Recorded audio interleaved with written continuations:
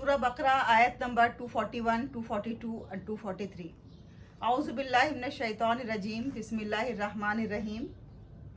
वल्लज़ीना यतवफ़्फ़ौना मिनकुम व यज़रूना अज़वाजम वसियतन लिअज़वाजिहिम मताअन इलल हौलि गैर इख़राज फ़इन ख़रजना फ़ला जुनाहा अलैकुम फ़ीमा फ़अलना फ़ी अनफ़ुसिहिन्ना मिन मअरूफ़ वल्लाहु अज़ीज़ुन हकीम। वलिल मुतल्लक़ाति मताउम बिल मारूफ़ हक़्क़न अलल मुत्तक़ीन कज़ालिका युबय्यिनुल्लाहु लकुम आयातिही लअल्लकुम तअक़िलून। नाउ तर्जुमा।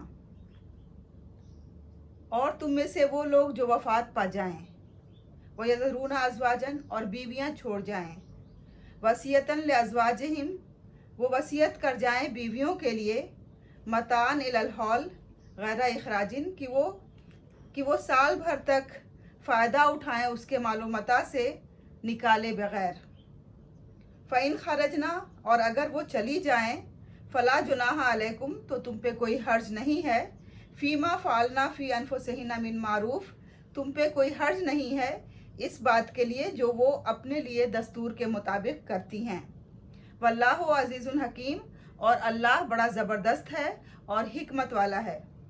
वलिल मुतल्लक़ाति मताउम बिल मारूफ़ और तलाक़शुदा ख़वातीन के लिए भी दस्तूर के मुताबिक मालो मता है, हक़्क़न अलल मुत्तक़ीन और ये मुत्तक़ियों पे लाजिम है। कज़ालिका युबय्यिनुल्लाहु इसी तरह अल्लाह बयान करता है तुम्हारे लिए आयात ही अपनी आयतें, लअल्लकुम ताक़िलून ताकि तुम समझ सको। सदक़ल्लाहुल अलीयुल अज़ीम। इन आयात में कई बातें हमें हिदायत के तौर पे कही गई हैं। सबसे पहली बात तो ये कही गई है कि अगर कोई खातून बेवा हो जाए, उनके हस्बैंड का इंतकाल हो जाए, तो इस सूरत में जो हिदायत दी गई है वो ये कि वो अपनी इद्दत शौहर के घर में ही गुजारेंगी। और शौहर अगर वसीयत कर जाएं कि उनकी बीवी और लंबे अरसे तक उनके घर में रहें, यहाँ पे हौल का जिक्र आया है, हौल का मतलब होता है साल। तो अगर वो वसीयत कर जाएं कि उनकी बीवी उनके मालो मता जो उन्होंने छोड़ा है उससे फ़ायदा उठाते हुए, जाहिर सी बात है उनका तरके में तो हिस्सा होता ही है बीवियों का, और वो इनके घर में ही रहना चाहें तो वो उनके घर में रह सकती हैं, उनको निकाला नहीं जाएगा। अलबत्ता अगर बीवियां खुद अपने लिए कुछ अच्छा फ़ैसला करें, वो खुद वहाँ से दूसरी शादी करके कहीं और चली जाएं, या अगर उन्हें ये मुनासिब लगे कि अगर शौहर यहाँ नहीं है और वो अपने मैके में ज़्यादा अच्छे से ज़िंदगी गुजार सकती हैं अपने बाप भाई के साथ, तो उनको इस बात की भी इजाज़त है, इसमें कोई हर्ज नहीं है, वो जा सकती हैं। तो एक तो ये बात वाज़ेह हुई कि बेवा की इद्दत उनके शौहर के घर में ही गुजारी जाएगी। इस सिलसिले में एक हदीस भी मज़कूर है जिसमें अबू सईद खुदरी रज़ियल्लाहु अन्हु की बहन फ़रिया रज़ियल्लाहु अन्हा हुज़ूर अकरम सल्लल्लाहु अलैहि वसल्लम के पास आई और उन्होंने ये अर्ज़ किया कि ए अल्लाह के रसूल, मेरे शौहर कहीं गए थे जहाँ पे कि भागे हुए ग़ुलामों को वापस लाने के लिए, वहाँ पे उन ग़ुलामों ने मिलकर मेरे शौहर का कत्ल कर दिया। तो अब ये बताएं मेरे शौहर के पास कोई अपना मुस्तकिल ठिकाना भी नहीं है और न ही उन्होंने कुछ ऐसा छोड़ा है जिससे कि मैं अपनी गुज़र औक़ात कर सकूं, तो मेरे लिए क्या हुक्म है कि मैं इद्दत कैसे गुजारूं। तो फिर वो वापस आ ही रही थी, हुज़ूर अकरम सल्लल्लाहु अलैहि वसल्लम ने उन्हें फिर दोबारा से आवाज़ दी और बुलाया और पूछा कि पूरी सूरत हाल क्या है। तो उन्होंने बताया अपने बारे में कि मैं उनके शौहर का कत्ल कर दिया गया है और उनके शौहर के पास इतना कुछ नहीं वो छोड़ के गए हैं कि जिससे कि वो अपनी ज़िंदगी गुजर बसर कर सकें।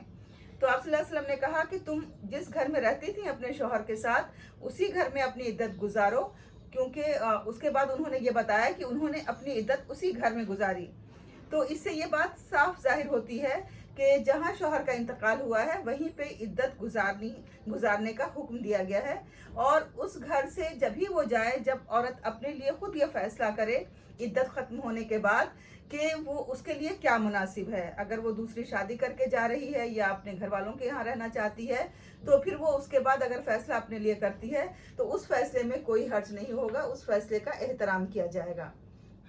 दूसरी बात जो इस आयत से ये जाहिर होती है कि जिन औरतों को तलाक दे दी गई है, जो मुतल्लका ख़वातीन हैं, उनके बारे में ये इरशाद हुआ है कि उन्हें भी मता दिया जाए, यानी कि उन्हें भी, एक तो तलाक जितनी भी जायज़ चीज़ें हैं, मबाह चीज़ें हैं, उसमें सबसे नापसंदीदा चीज़ तलाक है। और ऐसे में भी अगर या औरत को तलाक दे दी गई है, अगर उसे कुछ मालो मता या कुछ सादो सामान दे दिया जाए तो थोड़ी सी उसकी दिलजोई हो जाती है। इसलिए तलाकशुदा ख़वातीन के लिए भी मता का लफ्ज़ आया है कि उनको भी मालो मता दिया जाएगा। और मालो मता में क्या दिया जाएगा, इसकी वजाहत इससे पहले की आयत में आ चुकी हैं कि हर शख्स अपनी हैसियत के मुताबिक देगा और दस्तूर के मुताबिक देगा।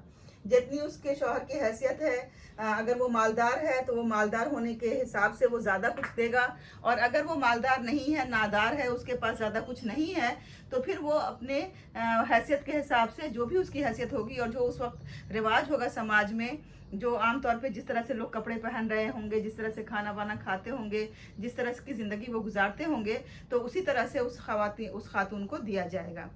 फिर अल्लाह ताला फरमाता है कि ये वो चीज़ें हैं जो एक इंसान को मुत्तकी बनाने में मदद करती हैं। ये मुत्तकियों के लिए लाजिम है, जो अल्लाह का खौफ रखते हैं, जो ज़िंदगी के हर फैसले अल्लाह की मर्ज़ी के मुताबिक करते हैं, जो हर काम करने से पहले ये मालूम करना चाहते हैं कि अल्लाह ने हमें इस सिलसिले में क्या हुक्म दिया है, तो ये तमाम अहकामात उनके लिए हैं। तो उसके बाद अल्लाह ताला जो है वो बहुत ही ज़बरदस्त है, अल्लाह ताला बहुत हिकमत वाला है, और अल्लाह ताला हम सब की तमाम चीज़ों से वाकिफ़ है, हमारे नियतों से भी वाकिफ़ है, हमारे दिल के अहवाल से भी वाकिफ़ है। तो इन आयत करीमा में ये दो बातें वजाहत से हमें बताई गई हैं। आइए हम सब दुआ करें कि अल्लाह ताला हमें अपने अहकामात के मुताबिक ज़िंदगी गुजारने की तौफीक दे। वस्सलामु अलैकुम, जज़ाकल्लाह खैर।